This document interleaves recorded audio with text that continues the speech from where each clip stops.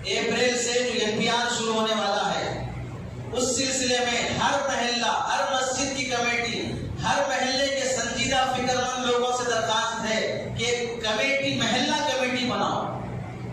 ऐलान क्या हुआ कि अगर ये लोग एनपीआर के कागजात पूछने के लिए आएंगे तो हम नहीं दिखाएंगे, बाइकाट करेंगे। जब वो पुलिस के साथ आएगा, घर में आप नहीं रहेंगे, खवातीन रहेंगी या आप ही रहें, लेकिन 2-4 पुलिस साथ में हो तो आपकी हिम्मत है?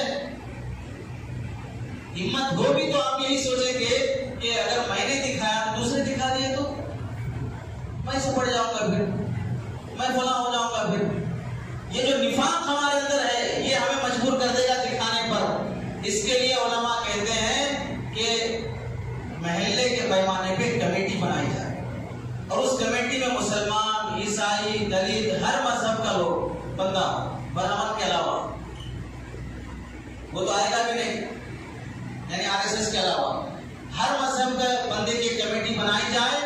वो कमेटी तश्कील पाने के बाद उसमें एडवोकेट भी हो, पुलिस भी हो, फला भी हो। जब एनपीआर के लिए लोग आएंगे तो सीधे सीधे हर बंदा ये कहेगा हमारे पूरे महल्ले की तरफ से कमेटी बनी है, आप उनसे हमारे डॉक्यूमेंट्स ले लीजिए।